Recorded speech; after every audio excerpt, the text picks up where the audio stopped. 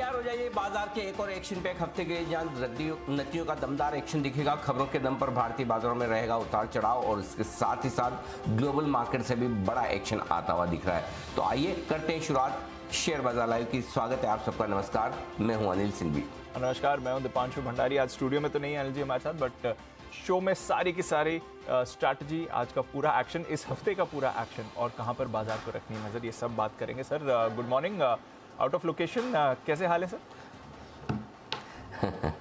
दीप good morning. एक family wedding है तो दोनों ही काम चल रहा है, साथ में शादी भी और शो भी, तो बस इसीलिए आज थोड़ा आउट स्टेशन पर हूँ। लेकिन हाँ, एक्शन भरपूर है पिछले हफ्ते की तरह इस हफ्ते भी। हाँ, उम्मीद ये कर सकते हैं कि थोड़ी बड़ी इवेंट्स निकल जाने के बाद थोड़ा धीमा जरूर होता दिखे, लेकिन अभी भी बहुत कुछ होना बाकी है भारतीय बाजारों में। इस हफ्ते की शुरुआत जिन संकेतों के दम पर करेंगे वो पहले मैं आपके सामने रखूं।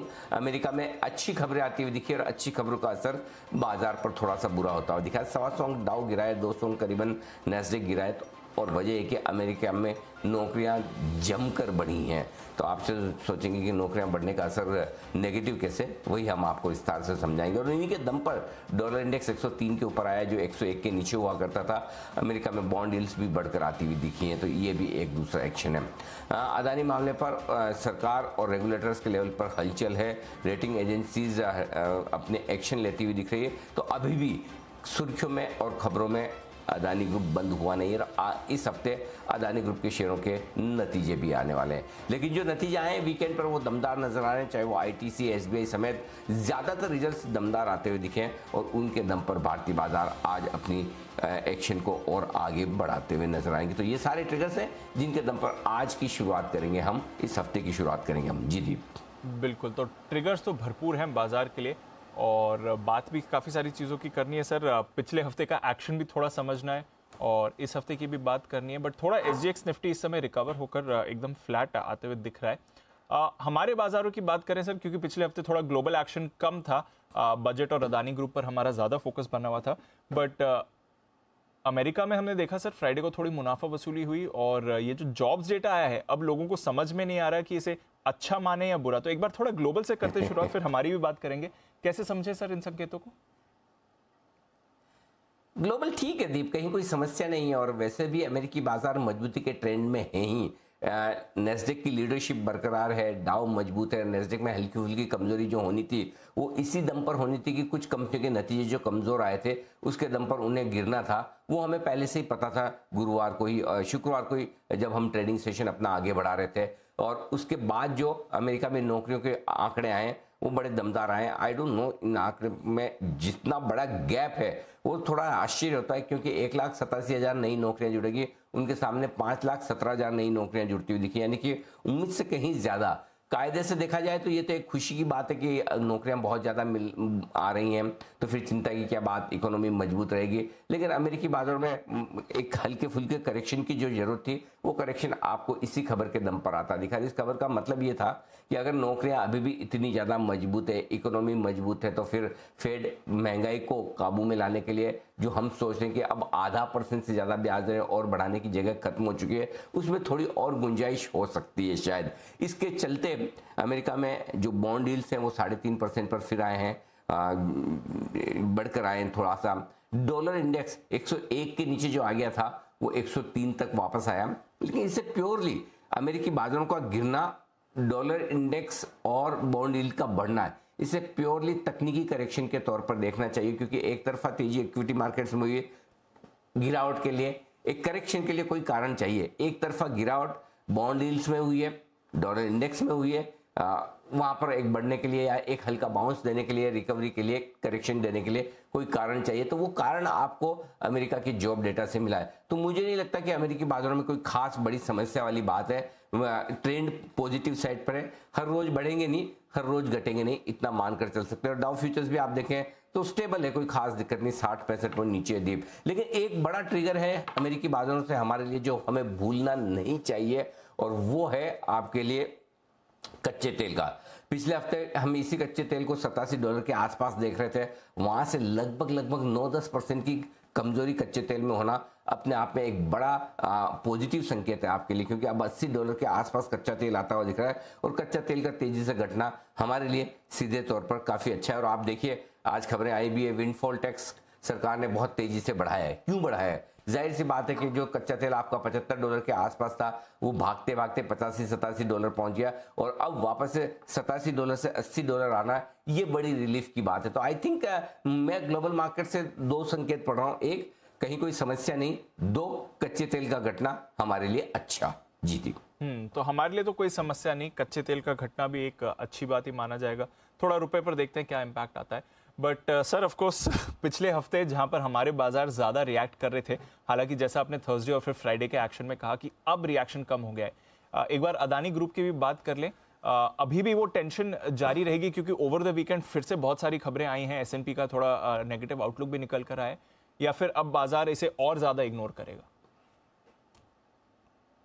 देखिए दो चीजें हैं दीप। पहली चीज तो है कि अदानी ग्रुप को लेकर ये हफ्ता अभी भी इम्पोर्टेंट है। इसके दो तीन कारण हैं। पहला कारण तो ये है कि इस हफ्ते अदानी ग्रुप की कंपनियों के सारी कंपनियों के लगभग सारी कंपनियों के काफ़ी बड़ी कंपनियों के नतीजे आने वाले हैं।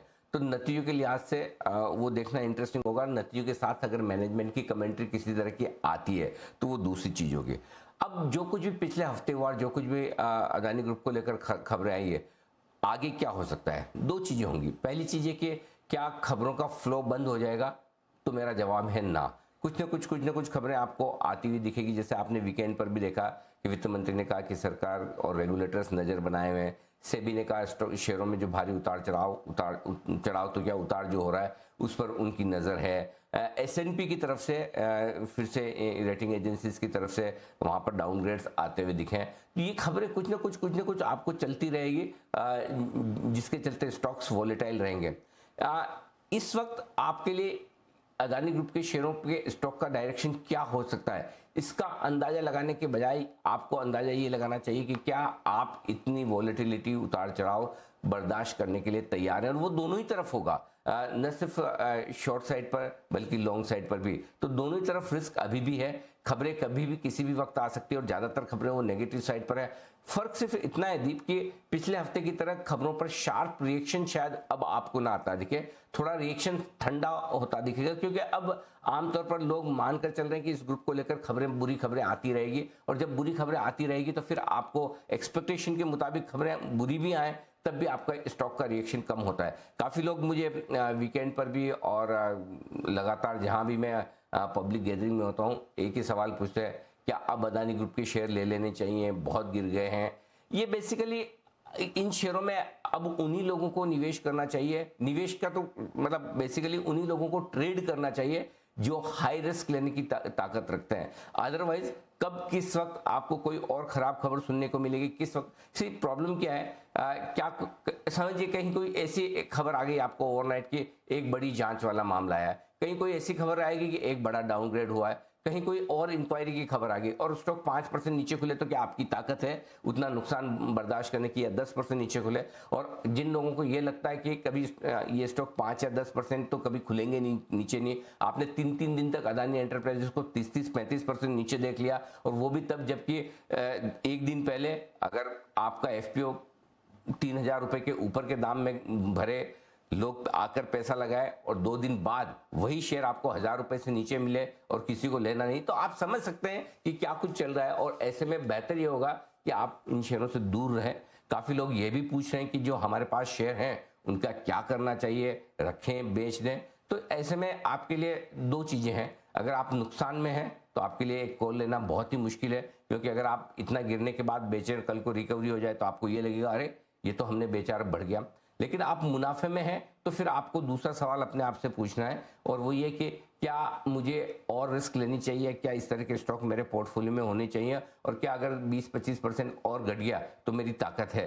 ऐसे इसका जवाब आपको अपने अंदर मिलेगा। मेरा ये मानना है कि अगर मुनाफे में है तो आप बेहतर है कि आप प्रॉफिट बुक करें और बेहतर स्टॉक्स में स्विच हो जाए। अब वो प्रॉफिट आपको आज सुबह का सुबह करना है या फिर आराम से जब कोई रिकवरी मिले, जैसे कि एक शुक्रवार को आपको रिकवरी मिली थी, उस रिकवरी में निकलना है। बेसिकली आपको ऊपर के लेवल पर जब भी जहां भी जैसा आपको ठीक लगे वो एग्जिट करके बेहतर क्वालिटी के स्टॉक्स में शिफ्ट होना चाहिए। ये मेरी बहुत क्लियर कट ओपिनियन है। टाइमिंग क्या हो सकती है, लेवल क्या हो सकता है, वो कहना मुश्किल है। लेकिन मेरा ये मानना है दीप कि अब भी इस हफ्ते भी अदानी ग्रुप के शेयरों को लेकर आपको कुछ न कुछ खबरें आती दिखेगी। और प्रॉब्लम यही है कि इस वक्त ज़्यादातर खबरें आपको नेगेटिव साइड पर आती हुई दिख रही है और आती दिखेंगी भी। लेकिन नेगेटिव खबरों पर बाजार का रिएक्शन थोड़ा कम हो सकता है, लेकिन उसकी वैल्यू, अब फॉर एग्जाम्पल अगर कोई एक रेटिंग डाउनग्रेड आता है, भले ही मार्केट उस पर रिएक्शन कम दे क्योंकि स्टॉक ऑलरेडी ऊपरी स्तरों से काफी गिर चुके हैं, इसका मतलब ये नहीं कि उस खबर की इंपॉर्टेंस कम है। सो आई थिंक मुझे बहुत ज्यादा सावधानी रखने की जरूरत है।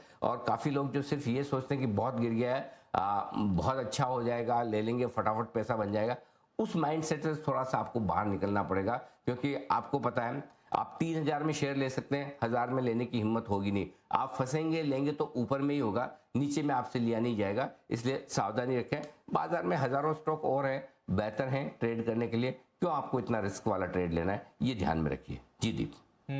तो रिस्क अभी भी है, ऐसा नहीं है कि रिस्क चला गया है, थोड़ा बाजार ने रिएक्ट करना कम जरूर कर दिया है, बट स्टॉक स्पेसिफिक आपको जरूर रिस्क यहाँ पर अभी भी बनते हुए दिखेगा। सर, बाजार के लिए भी एक नजरिया, ऑफ कोर्स आज की स्ट्रैटेजी उससे पहले, क्योंकि ये हफ्ते पॉलिसी भी आने वाली है, बाजार की नतीजों का भी सीजन चल रहा है, और ऑफ कोर्स अदानी ग्रुप तो फोकस में है ही।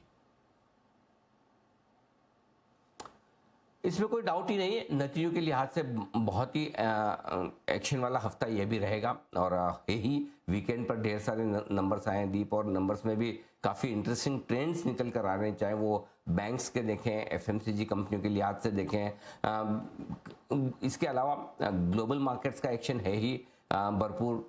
तीसरा एक्शन आपको जो दिख रहा है अदानी ग्रुप के शेयरों को लेकर आ ही रहा है, कब कौन सी खबर आएगी आपको नहीं पता, मुझे नहीं पता। इन सारे के बीच में आई थिंक थोड़ा आपको सावधानी रखनी इस तरह से जरूरत है। पहली चीज तो ये आप जहां बंद हुए 17,850 के आसपास, हम शुक्रवार को भी यही बात कर रहे थे कि इसके ऊपर की आपको एक क्लोजिंग चाहिए, और क्लोजिंग लगभग 17,850 के आसपास ही मिली है। अगर आज आपको एक पॉजिटिव क्लोजिंग मिले और 17,900 के ऊपर की क्लोजिंग मिल जाए, भले 17,850 ही मिले, तब भी आप एक चीज का पूरा कॉन्फिडेंस दीप रख सकते हैं, और वो कॉन्फिडेंस ये होगा आपके लिए कि 17,350 का जो बजट के दिन जो लो बना था, वो लो आपका अब जल्दी से टूटने वाला नहीं। आप समझ गए, 17,350 का लो फिर आपके लिए एक तरह से वो बॉटम हो गया। ये कंफर्मेशन आपको एक बार और 17,850 के ऊपर बंद होने पर मिल जाएगी, ऑलमोस्ट मिल चुकी है। लेकिन आजकल की वॉलेटिलिटी को देखते हुए क्या हड़बड़ी और जल्दबाजी करने से बजाय बढ़िया है एक आध दिन और रुक जाए।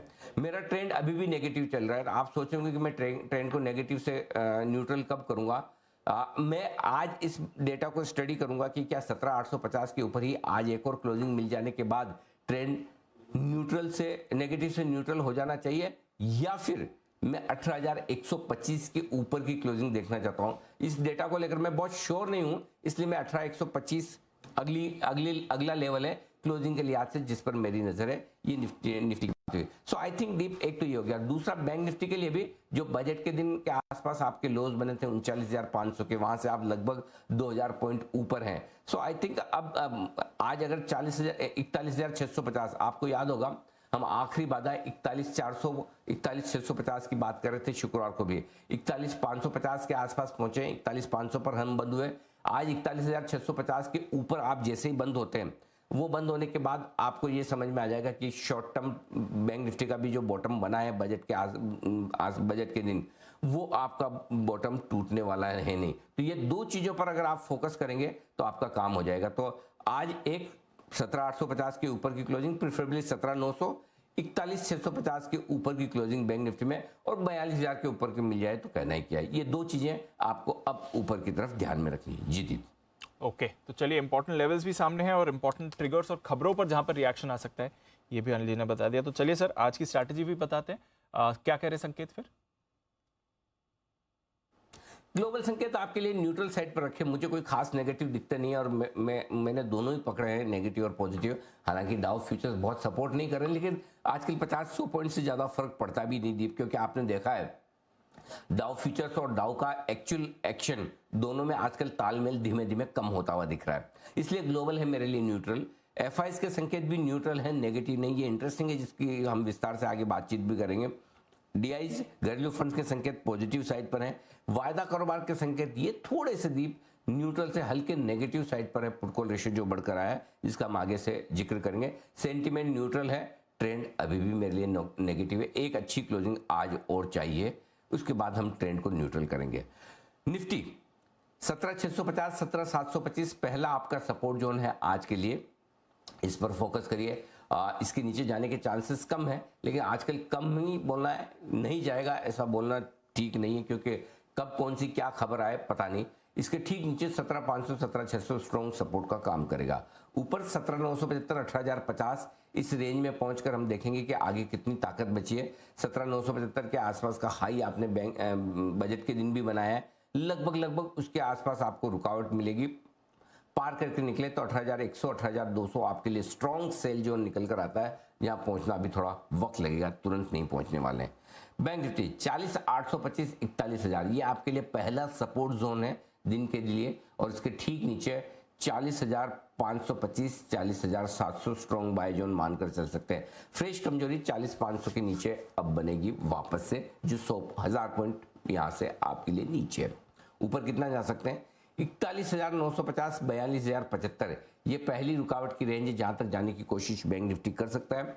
इसके पार निकल कर टिके 42,225 42,450 की रेंज है, जहां पर आपको बिकवाली और प्रॉफिट बुकिंग दोनों ही करनी चाहिए। ये आपके लिए बड़े जोन है दीप, जिन पर आपको रखनी है नजर। ओके, तो लेवल्स तो आपके सामने आ गए सर। फ्राइडे की रिकवरी में हल्की सी एफआईएस की लॉन्ग पोजीशन बढ़ी है, थोड़ा पीसीआर भी बढ़कर आया, इसके बारे में बताएं। हाँ, थोड़ा सा एफआईएस की इंडेक्स लॉन्ग पोजीशन 17 से 19% बढ़ी, कोई दिक्कत वाली बात नहीं। दिक्कत वाली बात मेरे निफ्टी और बैंक निफ्टी के पीसीआर में है, वो भी निफ्टी का 1.17। हालांकि 1.17 कोई ओवरबॉट होता नहीं है, ओवरबॉट के लिए आप 1.30 1.40 का पीसीआर कम से कम चाहते हैं, लेकिन फिर भी उतने हल्के आप है नहीं जितने गुरुवार तक थे। तो शुक्रवार को नई वीकली सीरीज जो शुरू हुई है दीप, उसमें थोड़ी सी पोजीशन बनती हुई दिखी है, और बैंक निफ्टी का पुट कॉल रेशियो भी 1.03 पर, तो दोनों ही पुट कॉल रेशियो आपके न्यूट्रल साइड पर आ गए। विक्स का घटना थोड़ा एक अच्छा संकेत है कि अब मार्केट इस हफ्ते से वोलेटिलिटी घटने की उम्मीद करके चल रहा है।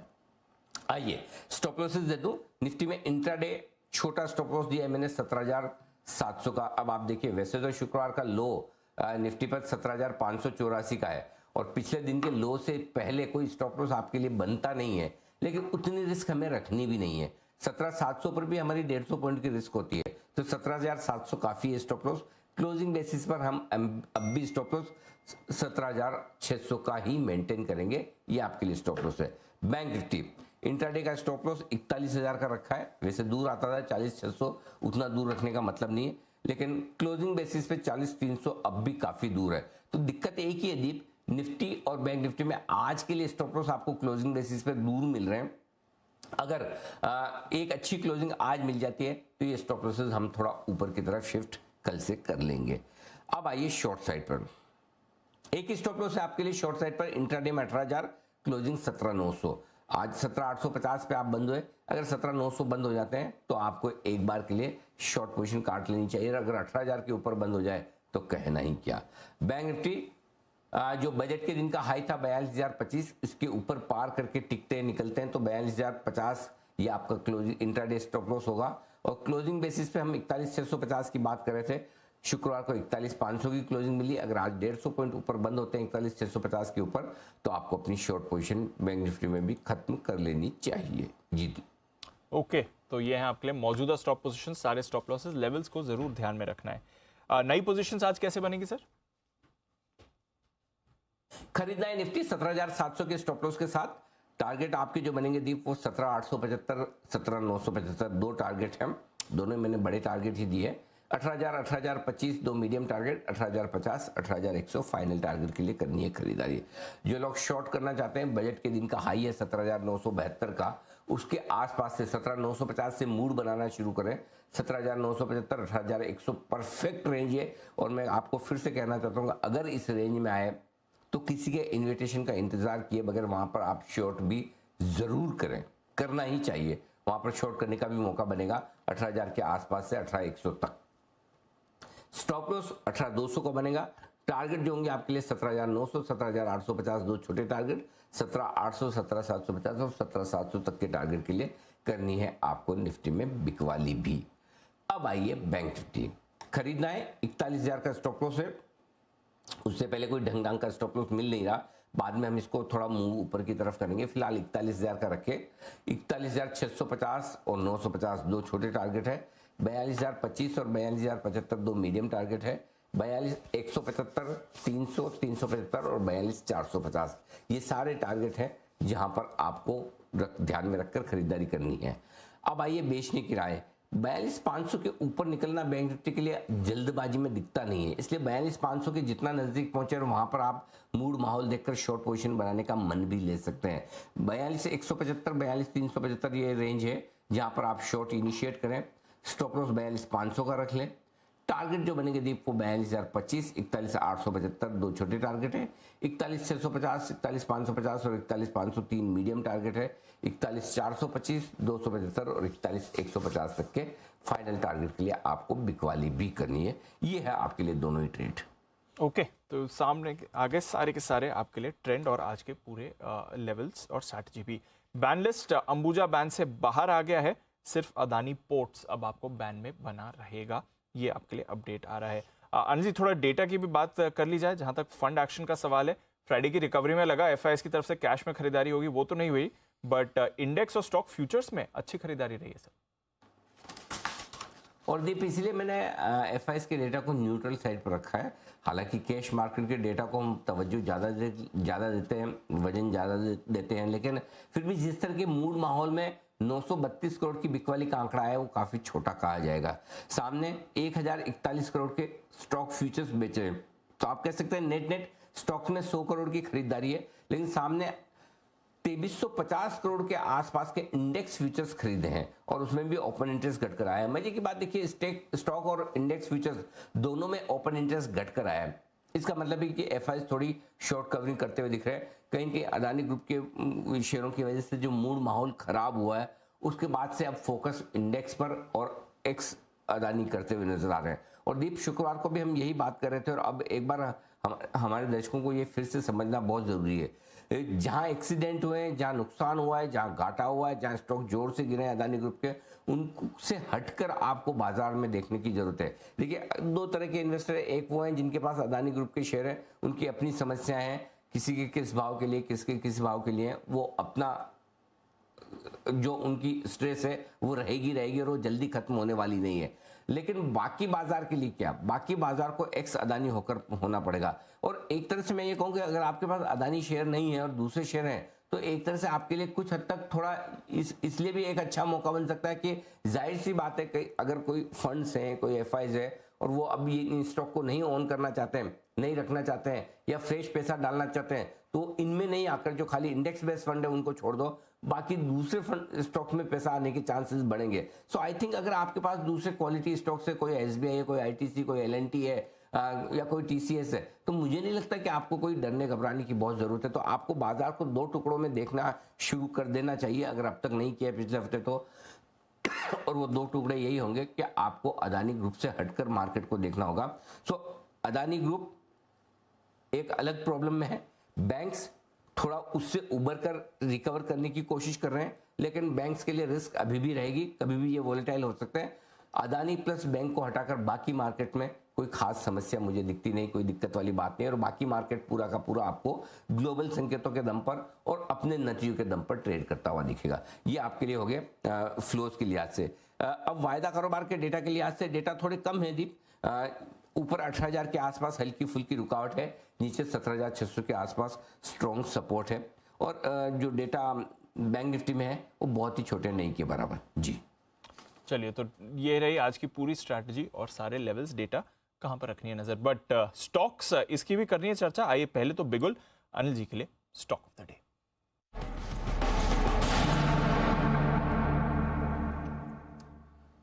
बताएं सर। बड़े लंबे समय बाद दीप पेटीएम ये स्टॉक ऑफ द डे, और आपको याद होगा पिछले क्वार्टर में भी और उससे ठीक पहले भी न सिर्फ पेटीएम बल्कि लगभग सारी नए ज़माने की ई कॉमर्स कंपनियों के लिए हम लगातार कह रहे हैं कि अब इनको बेचने का वक्त नहीं है, गिरावट में खरीदने का वक्त है। और अगर आपके पास किसी भी दाम के ऊपर के लिए हुए ये स्टॉक है तो आपको होल्ड करना चाहिए। मुझे अच्छे से याद है पिछले बार नतीजों के वक्त भी हमने यही बात की थी कि पेटीएम अगले क्वार्टर से एबिटा पॉजिटिव होने की तैयारी कर रहा है, और अगर वैसा हो गया तो ये स्टॉक काफ़ी अच्छा एक्शन दिखा सकता है। एक बायबैक का सपोर्ट है ही आपको 450 रुपये के आसपास। दूसरा आपके लिए नतीजे जो आए वो ऑपरेशनल लेवल पर अब कंपनी प्रॉफिटेबल होती हुई दिखी है। आई थिंक ये थोड़ा सा स्टॉक की री रेटिंग करने की कोशिश कर सकता है। अगर 8-10% अगर स्टॉक आज चल जाए तो मुझे आश्चर्य नहीं होगा, तो उतनी तेजी बन सकती है। लेकिन यही कि अगर 5-6% के ऊपर खुले तो फिर नहीं लेना बनता है। 2-3% तक के ऊपर खुले तब तो आप ले सकते हैं। तो पेटीएम एक स्टॉक ऐसा होगा जहां पर आपकी खरीदारी हो सकती है। एसबीआई बहुत ही दमदार रिजल्ट्स हैं इसमें, बहुत ही मतलब मजबूत नहीं, एक्स्ट्रा मजबूत नतीजे हैं। और ये नतीजे इस वक्त इस लिहाज से भी जरूरी थे क्योंकि अदानी ग्रुप के लोन एक्सपोजर को लेकर लगभग सारे बैंक्स पे जो सवाल उठ रहे हैं, एसबीआई पर भी बड़े सवाल हैं, तो उस लिहाज से अच्छे नतीजे की बहुत ज़रूरत थी। और आई थिंक एसबीआई ने पूरे नंबर्स उस लेवल पर डिलीवर किए हैं। दिक्कत एक ही है कि स्टॉक में सबको पता था नंबर्स अच्छे आने वाले हैं। सो एसबीआई में मुझे लगता है कि अब भी थोड़ी गुंजाइश है। 2-3% से लेकर 5% बाजार के मूड माहौल के हिसाब से स्टॉक बढ़ सकता है।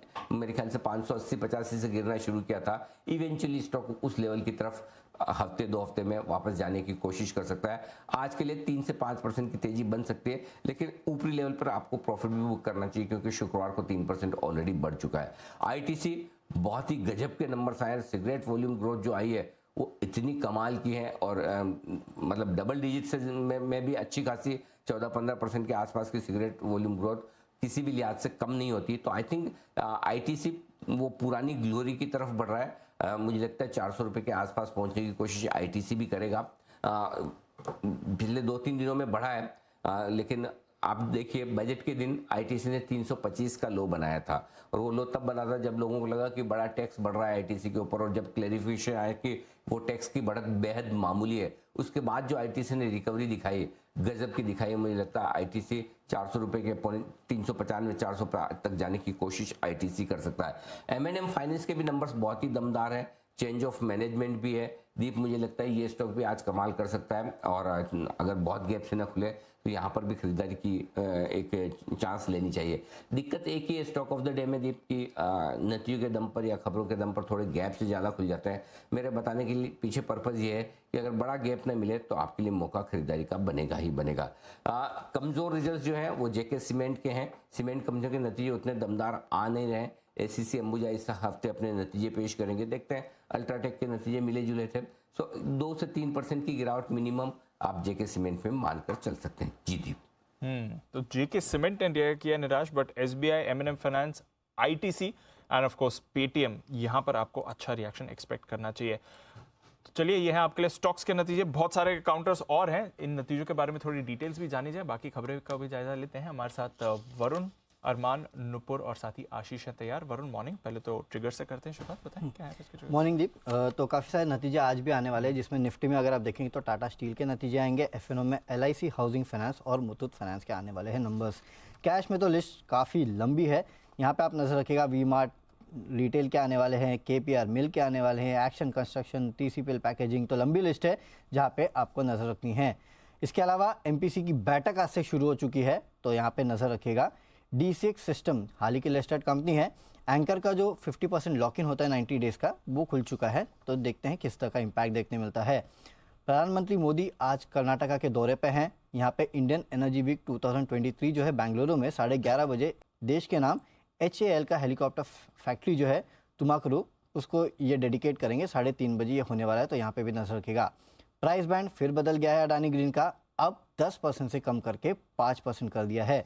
नतीजे जैसे कि आपने डिस्कस भी किया, आईटीसी काफ़ी बेहतरीन नतीजे हैं, मार्जिन काफ़ी अच्छे हैं। सिगरेट वॉल्यूम ग्रोथ 14.5 से 15% के आसपास निकल के आई है और एसबीआई के भी नतीजे काफ़ी बेहतरीन हैं, जहाँ पे एनआई 24% बढ़ा है। मुनाफा देखिए 14,200 करोड़ पे आया है। नेट इंटरेस्ट मार्जिन में भी अच्छी खासी बढ़ोतरी यहाँ पे देखने मिली है। ओके, नतीजे अरमान बताएं आपके पास कौन से मॉर्निंग। जी बिल्कुल, आरटी इंडस्ट्रीज़ के नतीजे आते हुए दिखे थे। यहाँ पे आपको नतीजे और आप देखेंगे कमज़ोर नतीजे आते हुए दिख रहे हैं। कमज़ोर नतीजे हैं, जहाँ हालांकि जो अनुमान भी कमज़ोर का ही था। आय में लगभग आपको 20% की गिरावट दिखेगी। मार्जिन काफ़ी गिर कर आए, 43% से गिर कर सिर्फ 17% के आसपास जो है वहाँ पर आते हुए दिखे हैं। इंटेलेक्ट डिजाइन की बात करें तो यहाँ पे मिक्स सेट ऑफ नतीजे आपको दिख रहे हैं। आय लगभग 8% बढ़कर आई है। मार्जिन्स में यहाँ पर भी गिरावट है, 26% से गिरकर 17.7% के आसपास आते हुए दिखे हैं। M&M फाइनेंशियल सर्विसेज, यहाँ पे नतीजे बढ़िया दिख रहे हैं। एनआईएस लगभग फ्लैट हुई है, लगभग 1% के आसपास बढ़ के आई है, पर डिसबर्समेंट की अगर आप बात करेंगे वहाँ पे आपको 80% का उछाल दिखेगा। और निम्स लगभग फ्लैट ही है, 7.5% से थोड़े गिर के 7.4% के आसपास जो है वहाँ पर आते हुए दिखे हैं। मनापुरम फाइनेंस, यहाँ पे नतीजे आपको ओकेश काइंड ऑफ दिख रहे हैं, ठीक ठाक नतीजे दिख रहे हैं। एनआईएस लगभग 19% बढ़कर आई है। एनएनपीएस में आपको गिरावट बढ़िया दिख रही है, 1.77% से गिरकर 1.42% के आसपास जो है वहाँ पर आते हुए दिखे हैं। मेरिको, नतीजे जो हमारा अनुमान था उसके मुताबिक ही आते हुए दिखे हैं। आय में लगभग 3% की बढ़ोतरी है और ग्रॉस मार्जिन्स देखेंगे थोड़े बढ़ के आए हैं, लगभग 44% से बढ़कर 45% के आसपास आते हुए दिखे हैं। और मार्जिन्स में भी इंप्रूवमेंट दिखेगा, 17.9% से बढ़कर 18.5% पर, जो कि हमारा अनुमान 18% का था। टाटा पावर की बात करें तो यहाँ पर भी नतीजे बढ़िया दिख रहे हैं। इनफैक्ट जो हमारा अनुमान था उससे थोड़े बेहतर ही दिख रहे हैं नतीजे। यहाँ पर आपको आय में भी आपको लगभग 30% के आसपास की बढ़ोतरी दिखेगी। मार्जिन्स भी अच्छे खासे बढ़कर आए हैं, 15% से बढ़कर लगभग 16.4% के आसपास जो है वहाँ पर आते हुए दिखे हैं। और उसी के साथ साथ अंत में अगर इन्हीं से रिलेटेड बात करें कि इनका जो ट्रांसमिशन और डिस्ट्रीब्यूशन बिजनेस है वहाँ पर आपको कंपेरेटिवली लगभग 16% का अच्छा खासा ग्रोथ दिखेगा। ओके, तो नतीजे तो ढेरों हैं। नूपुर, बताएं आपके पास कौन से नतीजे? मॉर्निंग। Good morning. सबसे पहले इंटरग्रुप एविएशन, जहाँ पर देखेंगे कंपनी की आय इस बार 20% से ऊपर है। पिछले साल कंपनी ने करीबन 1500 करोड़ का लॉस किया था बॉटम लाइन पे, वो इस बार मुनाफे में आते देगा। करीबन 1450 करोड़ का मुनाफा इस बार कंपनी ने किया है और आने वाले क्वार्टर से भी उम्मीद है कि अच्छे रिजल्ट्स आने वाले और आउटलुक जो है वो काफ़ी पॉजिटिव रहा है इस कंपनी के लिए। सन टीवी, जहाँ पे जो नतीजे वो काफ़ी कमज़ोर है। कंपनी की आय 16% से इस बार गिर कर आई है पिछले साल के इसी तिमाही से कंपेयर करेंगे तो। एबिटा देखेंगे तो वहाँ पर भी 20% की गिरावट है। मार्जिन्स में करीबन 300 बेसिस पॉइंट का फॉल है और मुनाफा भी देखें तो करीबन 10% से इस बार गिर कर आया है। MCX, जहाँ पे जो Q3 के नतीजे वो अनुमान से काफ़ी कमज़ोर आते दिखे। कंपनी की जो आय है वो 60% से पिछले साल से तो बढ़कर आई है, लेकिन अनुमान से थोड़ी सी कम है। मार्जिन्स देखेंगे तो वहाँ पर शार्प फॉल दिखेगा आपको, क्योंकि जो कामकाजी मुनाफा है वो 15% से इस बार घटकर आया है। मार्जिन्स में पिछले साल इसी तिमाही में कंपनी ने 43% के मार्जिन्स किए थे और इस बार वो कम होकर 23% के आसपास आते दिखे। दालमिया भारत, जहाँ पे जो कंपनी की आय है वो इन लाइन आती दिखी है और ओवरऑल जो नंबर्स है वो सारे पैरामीटर्स पे एस्टिमेट के इनलाइन आते दिखे। रेवेन्यूज़ देखे तो 22% से इस बार ऊपर है। कामकाजी मुनाफा देखे तो 57% की ग्रोथ नजर आएगी। मार्जिन्स में भी इंप्रूवमेंट है, 15% से बढ़कर इस बार 19% के मार्जिन्स हैं और अनुमान करीबन 17% के आसपास का था। वॉल्यूम्स भी 11.5% से इस बार बढ़कर आए हैं। JK सीमेंट, जहाँ पर जो परफॉर्मेंस है वो काफ़ी हद तक कमज़ोर नजर आएगी, क्योंकि कंपनी की आय में पिछले साल से तो 17% की ग्रोथ है, लेकिन अनुमान से कम है। कामकाजी मुनाफा देखें तो 29% का डाउनफॉल यहाँ पे नजर आएगा।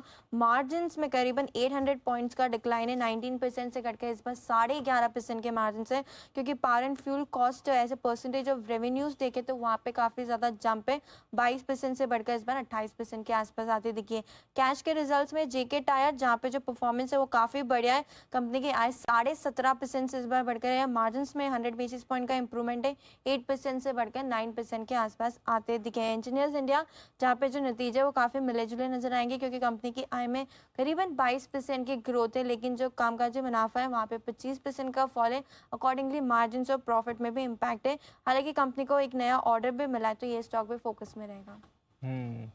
और नतीजे वरुण बताएं कौन से? तो कैश में काफ़ी सारे नतीजे हैं, जिसमें सबसे पहले तो शिपिंग कॉर्पोरेशन ऑफ इंडिया, यहाँ पे मिला जुला परफॉर्मेंस है। रेवेन्यूज़ अगर आप देखेंगे तो 5% बढ़े हैं। मार्जिन्स अगर आप देखेंगे तो ऑलमोस्ट फ्लैट रहे हैं, 32.5 से हल्की फुल्की गिरावट 31.2%। मुनाफा 280 करोड़ के आसपास आया है। इमामी, यहाँ पे भी मिले जुले नतीजे हैं। आय महज 1% बढ़ के आई है। मार्जिन्स गिरे हैं 35% से गिर के 30%। मुनाफा हालांकि अगर आप देखेंगे तो 237 करोड़ पे आया है।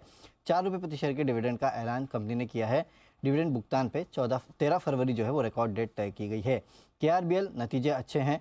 आय में 33% की बढ़ोतरी, मार्जिन्स बढ़ के आए हैं 9.4% से बढ़ के 18.1%। मुनाफा अगर आप देखेंगे 74 करोड़ से बढ़ के सीधे 205 करोड़। प्रताप स्नैक्स, घाटे से मुनाफे में कंपनी आई है।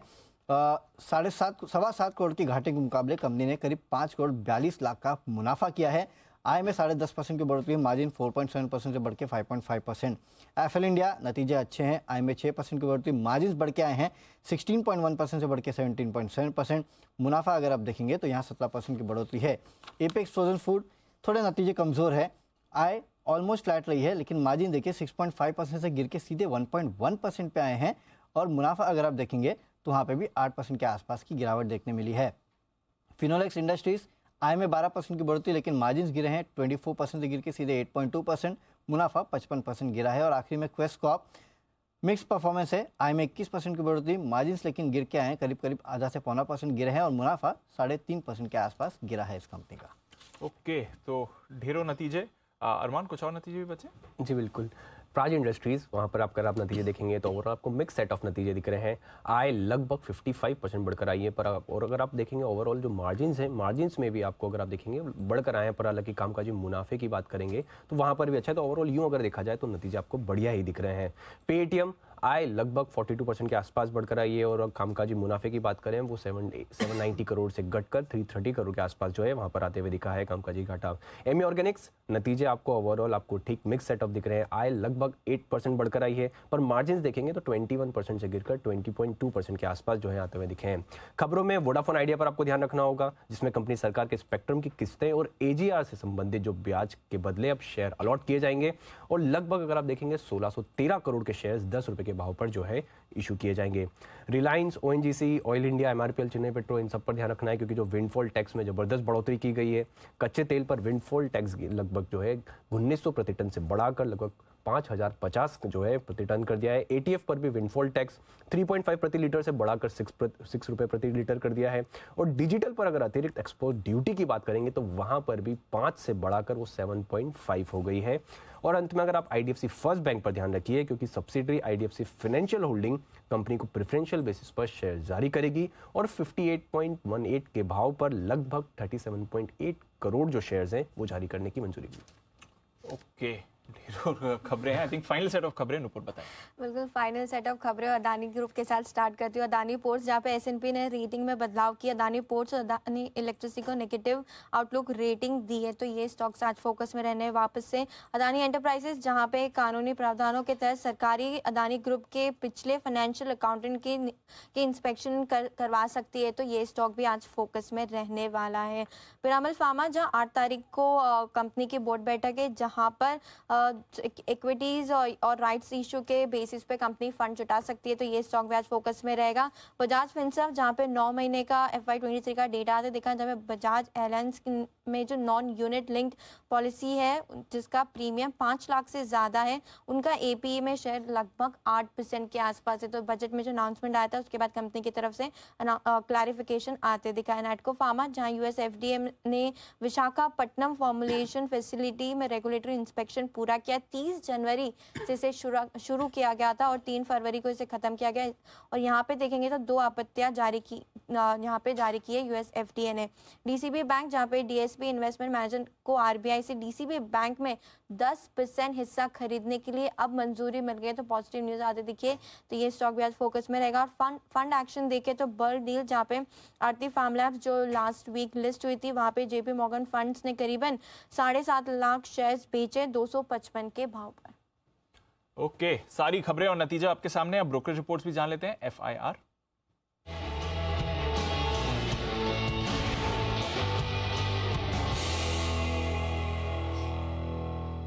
मॉर्निंग आशीष, टॉप रिपोर्ट्स पहले। बिल्कुल दीपांशु, क्योंकि बहुत सारी रिपोर्ट्स हैं, 6 पेज है मेरे पास, तो टॉप रिपोर्ट्स के साथ शुरुआत करता हूँ। ITC पर नजर रखिएगा। सबको ब्रोकरेज जो हाउस हैं नतीजे बढ़िया ही लगे हैं। 6 रिपोर्ट है टोटल मेरे पास, 5 ऐसी है जहाँ पे टारगेट प्राइस बढ़ाए गए हैं। सीरियस से आउट परफॉर्म की रेटिंग को बरकरार रखे हैं, लक्ष्य 405 से बढ़ाकर 415। मॉर्गन स्टैनली ने ओवरवेट की रेटिंग को बरकरार रखा है, लक्ष्य 374 से 415 कर दिया है। JP मॉर्गन 380 से बढ़ाकर 425 और जेफरीज खरीदारी किराए के साथ 415 से 450। सिटी भी अगर आप देखें तो खरीदारी किराए के साथ 415 से बढ़ाकर 425 कर दिया है। 381 की क्लोजिंग है शुक्रवार की और सभी कह रहे कि नतीजे हर पैमाने पर काफ़ी बढ़िया देखने को मिल रहे हैं। खासतौर पर अगर आप देखें तो सिगरेट की वॉल्यूम ग्रोथ जो आई है इसने सबको चौंका दिया, तो यहाँ पर भरोसा काफ़ी बड़ा है। इसके अलावा अगर आप देखें तो एक और दिग्गज है स्टेट बैंक ऑफ इंडिया, यहाँ पर भी नतीजे सबको लगभग अच्छे ही लगे हैं। CLA से खरीदारी किराए को बरकरार रखे, लेकिन लक्ष्य थोड़ा सा एडजस्ट किया है, 750 घटाकर 725 कर दिया है। मॉर्गन स्टैनली ने ओवरवेट की रेटिंग को बरकरार रखा है, 715 रुपये के लक्ष्य के लिए। और वहीं अगर आप देखें तो जेफरीज ने खरीदारी किराए दी है, 760 रुपये का लक्ष्य दिया है। 544 की क्लोजिंग है। नेट प्रॉफिट के हिसाब से भी देखें और तो सब मान रहे कि नतीजे जो है अनुमान से बेहतर यहाँ पर आपको देखने को मिले। डिविस लैब शुक्रवार को नतीजे आए थे बाजार के दौरान और काफ़ी तेज़ रिएक्शन यहाँ पर देखने को मिला था। मॉर्गन स्टैनली ने अंडरवेट की रेटिंग को बरकरार रखा है, लक्ष्य 3053 से घटाकर 2766 कर दिया है, 2884 की क्लोजिंग है। वहीं गोल्डमैन सैक्स अगर आप देखें तो खरीदारी की राय को बरकरार रखे हुए, लक्ष्य 3900 से घटाकर 3375। और मॉर्गन स्टैनली का मानना है कि जो प्राइसिंग में इरोजन देखने को मिला, इसके चलते नतीजे आपको खराब देखने को मिले। ईपीएस के अनुमान में बड़ी कटौती की है, 17% की कटौती करती है डिविस लैब, यहाँ पर आज भी आपको दबाव देखने को मिल सकता है। इसके अलावा अगर आप देखें तो जाइडस लाइफ साइंसेज यहाँ पर भी नजर रखिएगा, क्योंकि मॉर्गन स्टैनली की तरफ से रिपोर्ट आई है, ओवरवेट की रेटिंग को बरकरार रखा है 513 के लक्ष्य के लिए। ओके, बाकी कौन सी रिपोर्ट्स हैं आशीष? दीपांशु मेरे को यहाँ पर भी नजर रखिए, नतीजे आए हैं। नतीजे जो है ब्रोकरेज हाउस मान रहे कि लगभग अनुमान के मुताबिक ही देखने को मिले, लेकिन कुछ खास सरप्राइजिंग नहीं है। सीएलएसए रिड्यूस की रेटिंग को बरकरार रखे हैं, 530 का लक्ष्य दिया। जेपी मॉर्गन ने ओवरवेट की रेटिंग दी है, लक्ष्य 580 से बढ़ाकर 585। इसके अलावा नोमेरा न्यूट्रल की रेटिंग को बरकरार रखे, लेकिन लक्ष्य 590 से घटाकर 565 कर दिया है, 494 की क्लोजिंग है। नजर रखेंगे बैंक ऑफ बड़ौदा पर, यहाँ पर भी अगर आप देखें तो नतीजे स्ट्रॉन्ग साइड पर ही आपको देखने को मिले। सीएलएसए ने तो रेटिंग को कर दिया है अपग्रेड, पहले आउट परफॉर्म की रेटिंग थी, अब एक खरीदारी की राय सीधे तौर पर दे रहे हैं, 164 की क्लोजिंग, 210 रुपये का टारगेट। और मान रहे कि हर पैमाने पर अगर आप देखें तो नतीजे काफी बढ़िया देखने को मिले। जेपी मॉर्गन ओवरवेट की रेटिंग को बरकरार रखे, लक्ष्य 200 से बढ़ाकर 220 कर दिया है। मॉर्गन स्टैनली ने ओवरवेट की रेटिंग को बरकरार रखा है 220 रुपये के लक्ष्य के लिए। इसके अलावा अगर आप देखें तो एमएनएम फाइनेंस यहाँ पर भी नजर रखनी है। सीएलएसए खरीदारी की राय को बरकरार रखे, लक्ष्य 260 से बढ़ाकर 310 रुपये कर दिया है। जेपी मॉर्गन ने न्यूट्रल की रेटिंग दी है, 215 से बढ़ाकर 230। और जेफरीज ने रेटिंग को कर दिया अपग्रेड, और लक्ष्य भी अगर आप देखें तो 175 से बढ़ाकर 255 कर दिया है, 244 की क्लोजिंग है। नतीजे सबको पसंद आए। मनोपुरम फाइनेंस यहाँ पर सीएलएसए खरीदारी की राय को बरकरार रखे हुए, 140 रुपये के लक्ष्य लिए। मॉर्गन स्टैनली ने ओवरवेट की रेटिंग के साथ 150 से लक्ष्य बढ़ाकर 160 रुपये कर दिया है। पेटीएम यहाँ पर भी सबकी नजरें सीएलएसए खरीदारी की राय दे रहे हैं, लक्ष्य बढ़ाया है 650 से बढ़ाकर 750 कर दिया है। और गोल्डमैन सैक्स ने भी खरीदारी की राय के साथ लक्ष्य 1120 से बढ़ाकर 1150 कर दिया है। यहाँ पर आपको नजर रखनी है, ये मान रहे कि गाइडेंस के 3 क्वार्टर पहले प्रॉफिटेबिलिटी आई है, तो पेटीएम ये भी आज सुर्खियों में रहेगा। ये है ढेर सारी ब्रोकरेज रिपोर्ट जिन पर आज रहेगा भरपूर एक्शन, और इसी एक्शन को बढ़ाते हैं आगे एक्सपर्ट्स के दमदार पैनल के साथ। आइए करते हैं स्वागत सभी का। वक्त है पिक ऑफ द वीक का।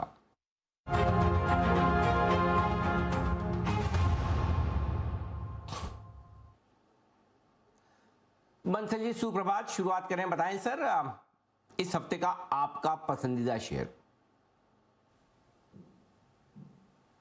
सुप्रभात अनिल जी, सुप्रभात दीपांशु। अनिल जी इस हफ्ते के अनिल जी कहानी, अनिल जी थोड़ा सा करेक्शन अनिल जी, हिंदी में कहानी के है, क्योंकि 2 शेयर निकाल के लाए हो अनिल जी। मुझे मालूम था अनिल जी आप स्टूडियो में नहीं है, तो कहीं कोई जो हमारा को पैनलिस्ट है उस चीज का फायदा ना उठाए और पिक ना दे, मतलब कि एजम्पशन अनिल जी। तो मैं 2 पिक लेके आया हूँ। पहला है Asian paint. Crude Anil ji गिरेगा ऐसा लग रहा है, और एशियन पेंट का for the timing, at least for the timing ऐसा लग रहा है कि बॉटम बन गया है। तो 26595 2695 के स्टॉप लॉस के साथ 2836 2836 के लक्ष्य के लिए एशियन पेंट है पहला पिक ऑफ द वीक। और दूसरा है आयशर मोटर। ऑटोज में अनिल जी कंटिन्यूसली बुलिश है। आयशर मोटर पर खरीदारी की राय है 3205 3205 का स्टॉप लॉस, 3454 3454 के टारगेट के लिए आयशर मोटर दूसरा पिक ऑफ द वीक। और एक update Anil ji, last week जो मेरा पिक ऑफ द वीक था वो थी sell call on Divi's lab, और वो हुआ धराशायी। और इस week 2 pick of the week लाया हूं, Asian paint and Eicher Motors. Okay, वो तो ठीक है, लेकिन ये का और की वाली जो, अगर मैं स्टूडियो में नहीं हूं तो आज आपका निशाना मेरी तरफ है, आज मेरी गलतियां निकालेंगे आप बंसल जी? नहीं अनिल जी आपकी गलती नहीं, आपको तो मालूम नहीं था ना कि मैं 2 लेके आया हूं अनिल जी। वो तो सिंगुलर प्लूरल स्त्रीलिंग पुलिंग अनिल जी, वो भाषा बदल जाती है। Normally 2 pick of the week में एक होता है। तो आपने ठीक बोला था, वो तो मेरी तरफ से 2 है, तो अनिल जी मैंने करेक्शन कर दी, क्योंकि हमारे चाहने वाले बहुत अनिल जी, ट्विटर पे करेक्शन हो, सोशल मीडिया पे करेक्शन हो, तो हम खुद ही करेक्शन कर देते हैं अनिल जी। थैंक गॉड, मैं तो एकदम तनाव में आ गया था, मुझे लगा कि मुझे बहुत सावधानी से आज शो करना है। बंसल जी की बंदूक मेरी तरफ तनी हुई है, लेकिन नाउ आई एम रिलैक्स्ड, कोई टेंशन नहीं है। आपका निशाना कुणाल जी की तरफ ही था, है और रहेगा। कुणाल जी सुप्रभात, बताएं sir pick of the week. Anil ji सुप्रभात, दीपांशु सुप्रभात। अनिल जी आज आप वाकई में जज भी ज्यादा रहे हैं, तो अनिल जी नीली शर्ट है, काला कोट है, तो अनिल जी जरूर कोई ना कोई माजरा है। तो अनिल जी तस्वीर से बाद में पता लगेगा कहाँ हैं आप। लेकिन अनिल जी खरीदारी की राय है मेरी। जी वैसे अनिल जी बताना चाहें तो बता दीजिए कहाँ हैं, जिज्ञासा। वरना अनिल जी मैं आज दमन से शो कर रहा हूँ और कोई एक फैमिली फंक्शन में आया हूँ, तो जैन साहब की तरह जैन साहब वियतनाम पहुँच जाते हैं, वहाँ से जेम्स कर लेते हैं, कश्मीर पहुँच जाते हैं, वहाँ से जेम्स कर लेते हैं, जहाँ भी होते हैं। तो मैंने सोचा चलो आज मैं भी उन्हीं की तरह जहाँ कहीं भी हूँ वहीं पे पोर्टेबल होकर शो कर लेता हूँ। तो आज मैं दमन से शो कर रहा हूँ कुणाल जी। अरे वाह वाह अनिल जी वाह। अनिल जी खरीदारी की राय है मेरी भी। और अभी बंसल जी ऑटो स्टॉक्स की बात कर रहे थे, मैं और राकेश जी लगातार ऑटो स्टॉक्स पर बुलिश है। तो मैंने भी एक दिग्गज ऑटो स्टॉक चुना है M&M, जिसपे हमने एक रिलेटिव स्ट्रेंथ निफ्टी के बनिस्पत पिछले कुछ सत्रों में देखी है। ब्रेकआउट आता हुआ चार्ट पर दर्ज हुआ। तो मुझे लगता है कि 1365 के स्टॉप लॉस से इसमें खरीदारी करें। पहला टारगेट 1410 रुपए का, दूसरा टारगेट 1440 रुपए का M&M में खरीदारी करें। 1410 1440। और ये वो स्टॉक है जो पिछले हफ्ते भी हमारे सभी एक्सपर्ट्स को लगातार पसंद आया है। कुणाल जी, राकेश जी ने भी रिकमेंडेशन दी और वागले साहब ने भी। और अब भी यहाँ पर अच्छी मजबूती बनने के पूरे संकेत। हिमांशु जी सुप्रभात, बताएं sir pick of the week. सुप्रभात Anil ji, good morning Deep, good morning everyone. Anil ji मेरा पिक ऑफ द वीक भी M&M ग्रुप से ही है और स्टॉक है M&M फाइनेंशियल्स। यहाँ पर अनिल जी पिछले हफ्ते जबरदस्त फ्राइडे की तरफ एक बहुत अच्छा टेक्निकल ब्रेकआउट पर वीकली क्लोज आता हुआ नजर आया और ओवर द वीकेंड बहुत ही शानदार नंबर्स भी देखने को मिले हैं। मुझे लगता है इस हफ्ते ये स्टॉक कमाल दिखाएगा। कैविएट यही है कि अगर बहुत ज्यादा गैप अप खुले तो वेट करें डिप का और वहां पर खरीदारी करें। 243 244 के आसपास का क्लोज है, तो 248 250 तक भी अगर लेवल मिलते हैं तो खरीदारी करके चलें। 238 रुपए के नीचे का स्टॉप लॉस लगाना है और इस हफ्ते मुझे लगता है 280 रुपए तक के टारगेट्स आते हुए नजर आ सकते हैं। और अनिल जी इस हफ्ते अगर ये स्टॉक 250 के ऊपर वीकली क्लोज देने की कोशिश करता है या कामयाबी दिखाता है, मुझे लगता है आने वाले 4 से 6 महीने में ये स्टॉक 400 रुपए तक के भी टारगेट दिखाने का पोटेंशियल रखता है। ओहो क्या बात है। और M&M फाइनेंस में बड़ी खरीदारी की राय आती है दिख रही है। आज स्टॉक ऑफ द डे के तौर पर भी हमने M&M फाइनेंस को चुना है। नंबर्स दमदार है, चेंज ऑफ मैनेजमेंट दोनों ही बाजार को पसंद आएगा। ऐसे में 280 तक आराम से जाने की संभावनाएं हैं इसके लिए। सुमित जी सुप्रभात, बताएं sir pick of the week. Good morning Anil ji, good morning. Anil ji pick of the week के तौर पे ग्रासिम को सिलेक्ट करना चाहिए। ग्रासिम के अंदर एक मोमेंटम बन रहा है। एक करेक्शन के बाद स्टॉक ने लोअर लेवल से रिबाउंड दिखाने का शुरुआत किया है। पिछले 2 दिनों के अंदर स्टॉक लोअर लेवल से एक अच्छा मूव ऊपर की तरफ दिखा रहा है और ये मूव कंटिन्यू रहना चाहिए। तो यहाँ पे खरीदारी करें। 1600 रुपए तक कोई भी डिप आता है तो खरीदारी करके चलने का सलाह रहेगा। 1575 का इसके अंदर नीचे में स्टॉप लॉस बनेगा। यहाँ से ऊपर में जो मूव देखने को मिलेगा उसमें पहला टारगेट बनेगा 1650 रुपए का। 1650 का लेवल भी टूटना चाहिए और 1680 रुपए तक के लेवल ऊपर में देखने को मिलने चाहिए। तो खरीदारी करें ग्रासिम में 1575 के स्टॉप लॉस से 1650 और 1680 के टारगेट्स के लिए। ओके, तो ये है सुमित जी की पसंद। अब मुलाकात करते हैं जैन साहब। जैन साहब, आपने शुक्रवार को बाजार अगले हफ्ते वाला शो किया था? बिल्कुल किया था जी, बिल्कुल किया था। अब तो एकदम रेगुलर हो गए हैं सर। अच्छा, तो फिर आप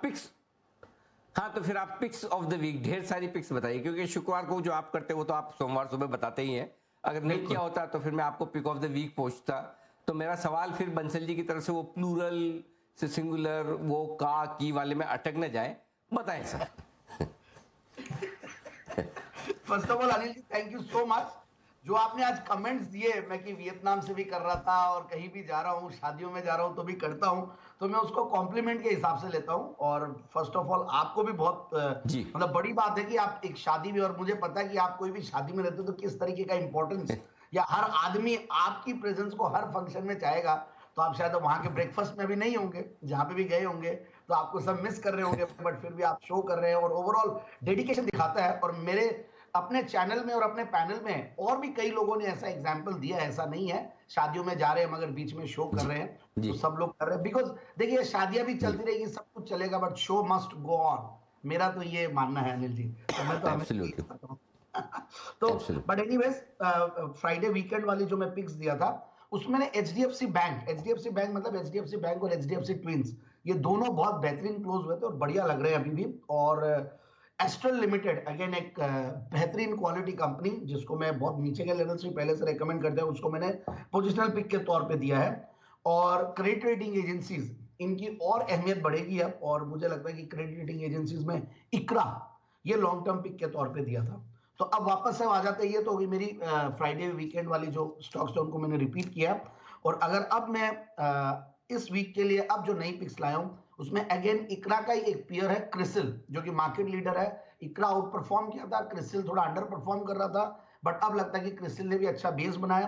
तो मेरी main pick of the week है क्रिसिल लिमिटेड। और जो मैंने दूसरे स्टॉक्स जो आइडेंटिफाई किया हुआ है, AIA engineering again one of my old favourites, बहुत बढ़िया लगता है स्टॉक। फिर REC PFC अगेन ट्विंस, जैसे HDFC ट्विंस है वैसे। और ऑटो इंसुलरी पे शायद राकेश ने भी काफी बुलिशनेस दिखाई, और मुझे भी ऐसा लगता है कि ऑटो इंसुलरी स्टॉक और ऑटो स्टॉक्स ये बढ़िया करेंगे। तो नॉट ऑटो इंसुलरी, तो TVS मोटर्स इस पे ध्यान दें। और IT स्टॉक्स ओवरऑल बहुत बढ़िया कर रहे हैं, तो Infy can one of the good bets है। तो जैन साहब की तरफ से भी ऑटो स्टॉक्स पर फोकस है, क्रिस्टल भी पसंद है, REC PFC और AIA इंजीनियरिंग, साथ ही इन्फी, इस पर भी रखनी है आपको नजर। तो ढेरों काउंटर्स हैं जहां पर आपको नतीजों का रिएक्शन आते हुए दिखेगा। ये कुछ स्टॉक्स और हैं जिस पर नतीजों का रिएक्शन दिखने वाला है। और टाटा पावर अच्छे नतीजे हैं, थोड़ा अनुमान से बेहतर आते हुए दिखे हैं। एक डिफर्ड टैक्स एडजस्टमेंट भी है, बट ओवरऑल मुनाफा अच्छा बढ़ के रहा है, एडजस्टमेंट के बावजूद अनुमान से काफी बेहतर रहा है। जनरेशन रेवेन्यू अच्छा है। हिमांशु जी, टाटा पावर चार्ट्स पर सर। दीप देखिए, ब्रॉडली तो इस स्टॉक ने 6 महीने से कुछ किया नहीं है, लेकिन अच्छी बात यह है कि लोअर लेवल्स पर भी बाजार की भारी वॉलेटिलिटी के बावजूद भी स्टॉक ने अपनी सपोर्ट्स को और लोअर एंड को होल्ड किया है।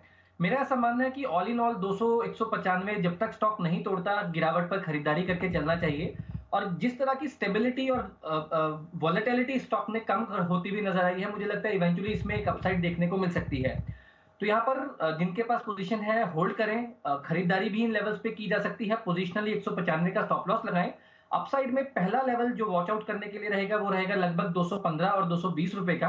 अगर स्टॉक इनके इस लेवल के ऊपर निकलना शुरू होता है तो फर्दर पॉजिटिव मोमेंटम बिल्ड होता हुआ नजर आ सकता है, और पोजिशनली 245-250 रुपए तक के मूव्स भी स्टॉक दिखाता हुआ नजर आ सकता है। तो ये है आपके लिए टाटा पावर। और भी नतीजों की बात करते हैं, उससे पहले करते हैं शुरुआत फर्स्ट ट्रेड की हेडलाइंस के साथ।